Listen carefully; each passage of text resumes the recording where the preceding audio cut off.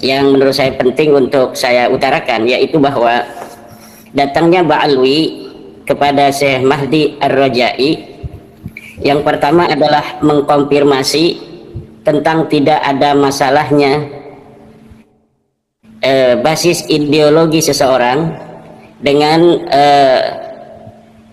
faham intelektual atau kesimpulan akademisnya tentang suatu masalah. Dalam hal ini adalah masalah nasab, karena memang beberapa waktu ke belakang kita melihat framing-framing yang dilakukan oleh Ba'alwi kepada tesis saya di antara adalah tentang bahwa kitab yang menerangkan dengan jelas bahwa anaknya Ahmad bin Isa itu cuma 3 adalah kitab Asy-Syajarah Al-Mubarakah yang ditahqiq oleh Mahdi Ar-Raja'i yang seorang Syiah.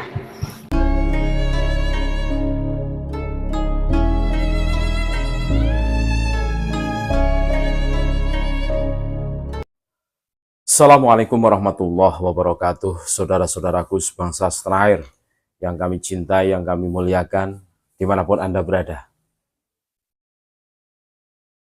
Kemunculan Syekh Mahdi Ar-Raja'i dalam videonya, yang mana ini membuat Bani Ba'alwi ini bergembira ria karena kemunculan Syekh Mahdi Ar-Raja'i.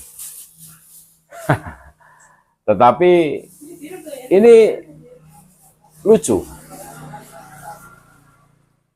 Jadi apa yang disampaikan oleh Kiai Haji Imaduddin Usman Al-Bantani kemarin itu, Bani Ba'alwi itu mengatakan bahwa Asy-Syajaratul Mubarakah, kitab nasab, itu karangannya orang Syiah, kan begitu tuh. Nah, padahal itu bukan karangannya orang Syiah. Bukan.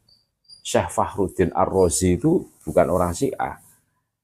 Tetapi pentahqiq dari kitab Asy-Syajaratul Mubarakah, nah, yakni Syekh Mahdi Ar-Raja'i, itu orang Syiah. Nah, ini loh yang membuat blunder itu. Jadi Bani Ba'alwi ini lebih percaya orang Syiah, nah kan gitu tuh, dibandingkan kitab Asy-Syajaratul Mubarakah, kan gitu. Yang mana dari keterangan dari Kiai Haji Imaduddin Usman Al-Bantani tersebut, Syekh Mahdi Ar-Raja'i itu sepakat bahwa tidak ada kitab nasab yang menjelaskan tentang nama Ubaidillah sebagai anak Sayyid Ahmad bin Isa Al-Abah An-Nafat. Tidak ada. Sepakat. Mulai abad 4 sampai abad 9 tidak ada. Sepakat itu. Nah, ini kan lucu, blunder ini. Kemarin Bani Ba'alwi mengatakan bahwa Asy-Syajaratul Mubarakah itu karangannya orang Syiah. Nah, ini justru dia percaya kepada Syekh Mahdi Ar-Raja'i, yang mana ulama sekarang itu sepakat bahwa Syekh Mahdi Ar-Raja'i itu betul-betul orang Syiah. Wah, ini kan blunder. Sebenarnya tidak usah ditanggapi menurut kami Syekh Mahdi Ar-Raja'i, karena akidahnya itu beda dengan akidah kita yang ahli sunnah wal jamaah, kan gitu toh. Nah, ini malah Bani Ba'alwi ini bertepuk hore, kan gitu toh. Tetapi ya sudahlah, kita diskusi ilmiah. Jadi tanggapan Kiai Haji Imaduddin Usman tentang fenomena ini menarik untuk kita ikuti bareng-bareng. Nah, untuk lebih jelasnya, mari kita dengarkan bagaimana Kiai Haji Imaduddin Usman Al-Bantani menjelaskan atau membantah tentang statement dari Syekh Mahdi Ar-Raja'i. Bahasanya itu bahasa Persia. Nah, ini menurut kami tidak fair. Kenapa tidak fair? Kenapa tidak pakai bahasa internasional Islam, yakni pakai bahasa Arab, kan enak loh. Biar semua orang itu paham, kan gitu. Nah, ini malah pakai bahasa Persia. Tetapi ya sudahlah, tidak masalah ini. Nah, ini bantahan dari Kiai Haji Imaduddin Usman Al-Bantani bagaimana menanggapi statement dari Syekh Mahdi Ar-Raja'i yang ulama Syiah itu. Kita dengarkan bareng-bareng. Ini coba dibangun oleh Ba'alawi untuk membuat framing bahwa apa yang terdapat di dalam Syajarah Mubarakah itu tidak bisa diterima karena yang mentahqiq Syajarah Mubarakah adalah seorang yang berpaham Syiah. Kemudian ketika hari ini para Ba'alwi itu meminta syafaat kepada Syekh Mahdi Rajai, pentahqiq kitab itu yang berpaham Syiah, ini membuktikan bahwa framing yang selama ini mereka bangun, mereka runtuhkan sendiri. Yang kedua adalah dengan asumsi terjemahan yang ada di dalam video itu benar, karena saya secara pengakuan dengan sebenar-benarnya sama sekali tidak memahami bahasa Persia. Seharusnya beliau kan menggunakan bahasa internasional Islam, yaitu bahasa Arab, karena masalah ini bukan hanya masalah untuk orang Iran, masalah yang terjadi khususnya adalah terjadi di Indonesia. Seharusnya kan dengan bahasa Arab, sehingga orang-orang Indonesia yang intelektual berbasis pesantren, berbasis bahasa Arab itu bisa memahami, sehingga kita tidak merasa ada terjemahan yang salah di sana. Tetapi dengan asumsi bahwa terjemahan yang diterjemahkan ada di dalam video itu benar, maka ada beberapa kesimpulan yang bisa saya sampaikan. Yang pertama adalah bahwa adanya video dari Syekh Mahdi Rajai itu mengkonfirmasi bahwa memang tidak ada data yang dimiliki oleh kaum Ba'alwi untuk memperkuat basis nasab mereka secara dokumen, secara data. Karena di sana di dalam terjemahan itu saya baca, saya tidak memperhatikan bahasa Persianya yang saya tidak mengerti, bahwa Syekh Mahdi Rajai mengakui bahwa tidak ada data yang menunjukkan bahwa Ahmad bin Isa itu mempunyai anak bernama Ubaid dari mulai abad di mana Ahmad bin Isa itu hidup sampai kemudian dimunculkan namanya di abad 9 oleh keluarga Ba'alwi, terutama oleh Ali bin Abu Bakar As-Sakran di dalam kitabnya Al-Furqatul Musyiqah. Dari pengakuan tidak adanya dokumen itu kemudian dilanjutkan oleh Syekh Mahdi Rajai bahwa penetapan nasab itu cukup oleh syuhra wal istifadah. Ketika hari ini para Ba'alawi itu sudah syuhra dan istifadah, maka cukup untuk ditetapkan sebagai mana pengakuan mereka itu, ya, yaitu bahwa mereka adalah keturunan Ubaid bin Ahmad bin Isa. Dan ini yang saya katakan di dalam tulisan saya kemarin, bahwa Syekh Mahdi Rajai ini ketika dia mengatakan bahwa ini adalah prinsip fikih Islam, yaitu bahwa nasab ditetapkan oleh syuhra dan istifadah, beliau menurut saya tidak memahami secara detail dan dalam apa itu nasab yang ditetapkan oleh syuhra dan istifadah. Karena di dalam kitab-kitab fikih Islam, terutama madhab Syafi'i, dikatakan bahwa sebuah syuhra dan istifadah itu bisa digunakan sebagai penetapan nasab kecuali adanya dalil yang kemudian datang menganulir daripada kesyuhrahan itu. Seperti kita bisa dapatkan di dalam kitabnya Imam Ar-Ruyani Bahrul Madhab, kemudian dalam kitabnya Ibnu Hajar Al-Asqalani. Di dalam kitab Al-Jawabul Jalil, Ibnu Hajar Al-Asqalani mengatakan, innan nasaba mimma yasbutu bil istifadati illa ayasbuta ma yukhalifu, bahwa nasab itu sebagian dari sesuatu yang bisa ditetapkan dengan syuhra dan istifadah. Tetapi dikecualikan dengan itu adalah ketika adanya dalil yang menyatakan sebaliknya. Maka syuhrah dan istifadah itu lam yabqa. Artinya syuhrah dan istifadah itu batil ketika sudah ada data yang menyatakan sebalik daripada apa yang terjadi atau berkonsekuensi daripada syuhrah dan istifadah itu.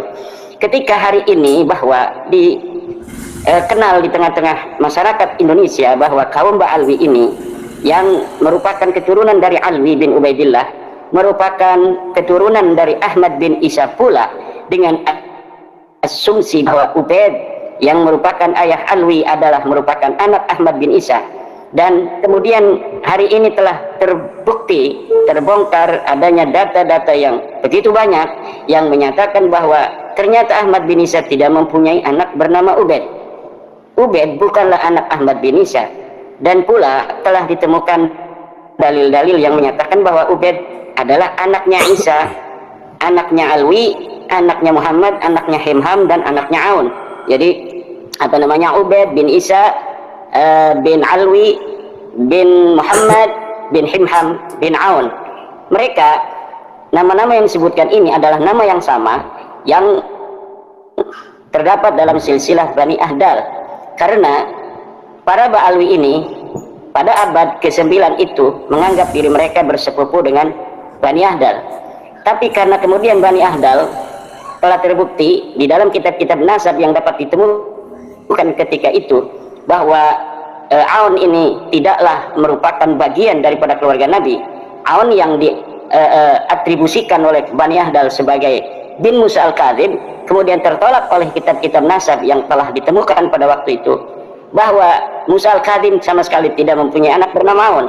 Maka kemudian Ba'alwi ini mencari alternatif daripada silsilah yang memungkinkan mereka untuk tetap tersambung dengan keluarga daripada Rasulullah Muhammad SAW. Akhirnya mereka menemukan sebuah kemiripan nama dari nama-nama Bani Ahdal, yaitu yang ada nama Ubaid, ada Isa, ada Alwi, yaitu dengan keluarga daripada Bani Jadid, di mana di dalam sebuah kitab yang namanya Kitab As-Suluk fi Tabaqatil Ulama wal Muluk, ada seorang bernama Jadid bin Abdullah bin Ahmad bin Isa.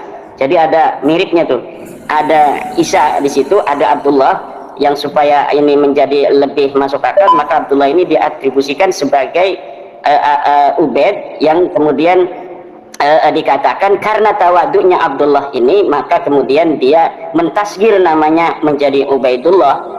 Kemudian karena tambah tawaduk dia, Allahnya pun dihilangkan menjadi Ubaid saja, karena memang yang pertama kali mereka dapatkan dari silsilah mereka dari Bani Ahdal itu adalah nama Ubaid bin Isa. Jadi ada Abdullah, ada Isa, ini kemudian diijtihadi oleh mereka sebagai data yang mirip dengan data sebelumnya. Jadi pola-pola yang seperti itu sudah dapat ditelusuri, sehingga hari ini upaya-upaya dari mereka, termasuk upaya mereka dengan mendatangi Syekh Mahdi Ar-Raja'i itu tidak begitu signifikan. Apakah logis apa tidak bahwa teori sebuah nasab bisa dikatakan sahih jika dia memiliki syuhra dan istifadah selama 200 tahun, walaupun sebelumnya itu sama sekali tidak ada yang menyatakan sama sekali bahwa mereka adalah sebagai turunan Nabi. Hari ini pun Kang Mas Yusuf itu bisa mengaku sebagai keturunan siapapun, turunan Jokowi misalnya sebagai seorang presiden besar di Indonesia hari ini. Tapi jangan sekarang dibukanya kitabnya, diumpetin aja, dimerekin di dalam sebuah peti, buka ini 200 tahun lagi.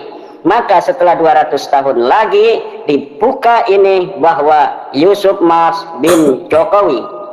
Ya, setelah 200 tahun terbuka itu, maka kemudian 400 tahun kemudian sudah syuhrah dan istifadah, maka dapat disahkanlah bahwa Yusuf Mas itu adalah putra dari Presiden Jokowi. Kemudian keturunan Kang Mas Yusuf Mas 400 tahun kemudian itu berbangga diri bahwa dulu leluhurnya adalah seorang presiden. Kemana-mana mereka mengenal, aneh ini cucunya presiden besar Indonesia 400 tahun yang silam, Presiden Joko Widodo. Tiba-tiba ada Dr. Soleh Basyari menulis buku 2024 bahwa anaknya Jokowi itu cuma Gibran dan Kaisang. Ditemukan pula 400 tahun ke depan itu. Kemudian apa yang akan terjadi? Orang-orang yang sudah mempercayai keturunan Kang Mas Yusuf itu yang keturunan Presiden Jokowi berdasarkan kitab yang ditemukan 200 tahun sebelumnya dan syuhrah dan istifadah yang telah terbangun 200 tahun setelahnya dengan muhibbin daripada keturunan Kang Yusuf pada waktu itu, akan terjadilah adu debat, ada pada suka lagi nanti di tahun 2400 itu. Ibarat filosofi lemparan jumroh haji, makin kita kritik semakin aman bumi. Habib kaya setan tak lagi menakutkan, kita bergerak maju dengan hati yang terang. Ibarat filosofi lemparan jumroh haji, makin kita kritik semakin aman bumi. La la la la la la la la la la la la la la lo lo lo lo lo lo lo lo lo lo lo lo la la